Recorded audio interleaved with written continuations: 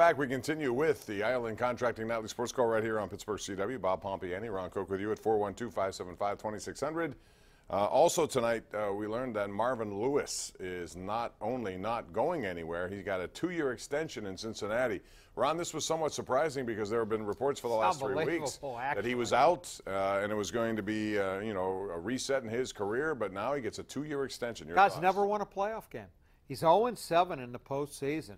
And I like Worst Marvin record of all time in that regard. I think he's a great coach. But how do you keep a guy when he's 0-7 in the postseason? I don't get it. I know Mike Brown doesn't like to fire people, but he didn't have to really fire Marvin here. I believe his contract was done. I'm shocked that he's still going back to Cincinnati. But he is, and so that will continue. Meantime, Pitt and Louisville are playing right now, and Louisville is up 20. They used a 15-0 run early in this game to erase a 12-11 Pitt lead. Pitt, for the first time in its program history, started all freshmen in that game, and it is a complete rebuild over there. Let's go to Kyle in Johnstown. Hey, Kyle, how are you? Good. How are you tonight? All right, thanks. So I guess here's what my first a comment and a question. I'm a lifelong Green Bay fan, so I obviously follow the NFC much longer, or more in depth, I should say, than most of the AFC games. It seems like the contenders, especially Minnesota and the NFC, they can't make deep plays. It's not like AFC football, and I've heard a lot of good, commentary on Pittsburgh this year. So my question is, if they can make it past the Patriots, so to say, everybody's looking at that game. I think once they get to the Super Bowl, they could steamroll any team in the AFC because they just don't have the talent. I disagree with that. If you look at the NFC, I would say that they got some great quarterbacks who are playing. And right now it's anyone's, without Carson Wentz in Philadelphia, it's anyone's game in the NFC. You better worry about winning the first game for the Steelers before you worry about who they're going to play in the Super Bowl, because it's no guarantee. It looks like they'll play Jacksonville, right? Yeah. Jacksonville, if the chalk holds, they'll play Jacksonville. Jacksonville came in here and won 30-9 the first time. We had Ben on a radio show today. Bob, did you see him say he wants to play Jacksonville? I thought that was interesting. Well, he had 5 interceptions, and I'm sure he's a competitor. I love it. Most of these guys say, we'll play whoever we want. Ben goes, I want to play Jacksonville. I don't blame him. I mean, that was then his I want worst to show game. that it's not the real me. All right, let's go out to Ed in Castle Shannon. What's up, Ed? How are you? Good, Bob. How you doing? Happy New Year. You too, thanks. Go ahead. Good, Bob. Bob, how you doing? Go ahead. Okay, Happy New Year, Bob. You too. Okay, I got to ask you one question. Since Tomlin became coach of the Steelers, did he ever beat New England? There may have been a game back in 2000. Yeah, in Heinz Field in regular season games. Yep. And he beat but him when Brady was out in New England. Right. There's only, how many games have they played against New England in the postseason? 2 now, right? I think he's 0-1 against them. Right. But I believe he's 2-7 against New England, if I remember. Not many teams do well going to Foxborough, though. No, they don't. But still. Bottom line is they believe they can do it, and I think that's one of the reasons why you saw them not play a lot of their star players last week. They knew where they were, and they were fine with it. Let's go to Dave in Cranberry. Hey, Dave, how you doing? I'm great, guys.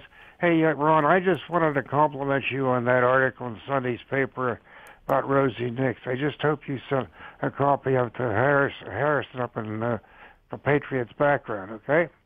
It was a good column. I'm not quite sure what Harrison had to do with Nix, but I didn't get that. What did he say? I don't know what it meant either. And Rosie Nix, the players love him. They love the dirty work that he does, and Ben talked about him getting a touchdown the other. It was great. Yeah, and he also blows people's up on special teams. And no, he makes the team by blocking punts in the preseason. He does all the little things that I think they like. Absolutely. Let's go to Heidi in North Versailles. Hi, Heidi. Hi, I just want to make a comment. You both are well dressed, and your friend there, he looks like the high polished fawns. And I want to tell you also that the Steelers are going to win. I feel it. They're going to be in a Super Bowl. It's their year. It's their year. Well, it could be. Again, you got to win the first game before you worry about it. But I think to her point, Heidi says, as a number 2 seed, they've had a pretty good run in that hole. Well, they're 13-3. They're a good team. They have a real shot. Absolutely. Bob in Bell Vernon is up next. Hello, Bob. Welcome to the Ireland Contracting Nightly Sports Call. Hi. I just wanted to ask, in your pregame show on Sunday, why did you pick the Cleveland Browns? Did you not think No, I did it as a joke because no one else was, and we had nothing to lose, and I was fixed in my position as second in the standings. So I just I got to pick them against the line, and I picked Cleveland with 10.5 points. I think I won. You did win. Absolutely.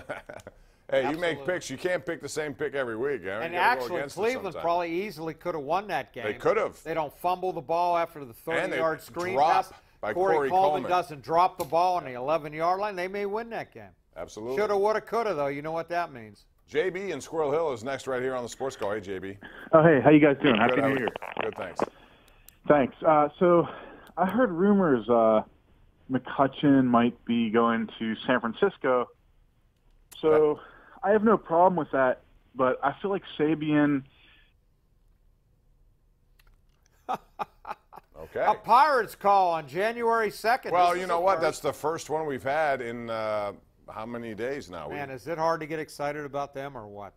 I mean, there's no Bobby, news. what's your point of view? That you think they need to spend a little more money?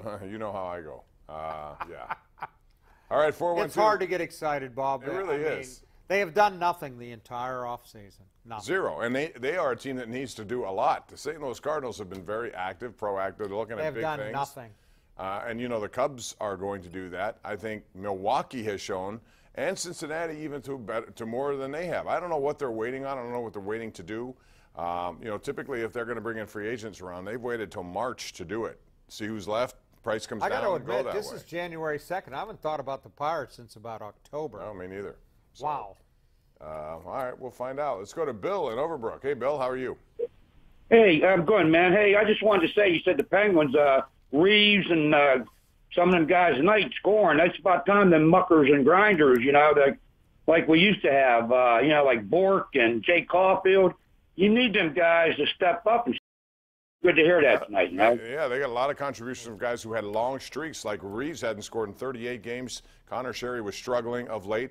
You know, so are other guys. Kunak was only a second. Guess who hadn't got won in 8 or 9 games? Even Crosby. Getting 5 goals in one game for them is really good.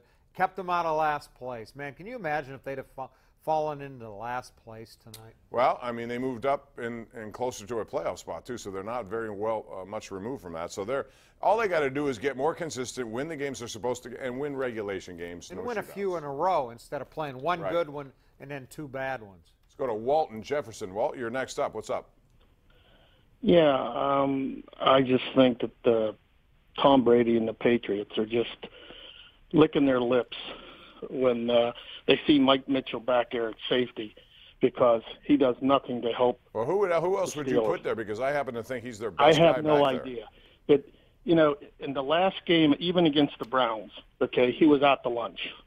I mean, you know. Well, first of all, he's the last guy you see chasing. But I'll tell you what.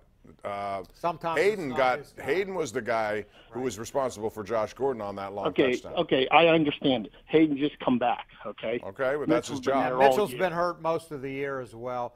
I don't know that he's had a great year. I don't think he's as bad as you portray him to be. But we'll see. The whole secondary has some issues. One guy I thought would have a more prominent role was J.J. Wilcox. They brought him over before the season. Play special teams. That's it. And I thought he had a bigger role than that. At least he did, you know, with regard to Tampa Bay. Rocco in Baldwin. Hello, Rocco. How are you? Hey, fellas. How's it going? All right. What's up?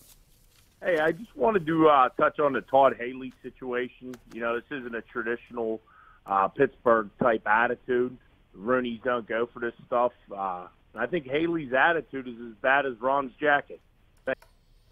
You know, his attitude, you know, Joey Porter was involved where he was charged by police in an incident after and he was actually in handcuffs. So don't say the Rooney they don't put up with this stuff. You know, I've never believed in the Steeler way. They want to win as much as everybody else does, and they put up with guys that can help them win.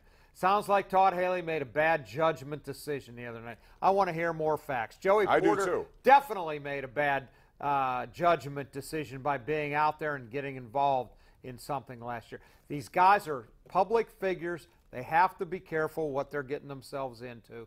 They have a lot to lose and very little to gain. It's all about the proper choices there. And I kind of like my jacket, so if you don't like it, happy days according to Heidi. That's all right. I glorified Fonzie. So. All right, happy days are here again, and we're going to take a break. Come back with more. It's 412-575-2600. That's the number to call. We'll be back right after this on Pittsburgh CW.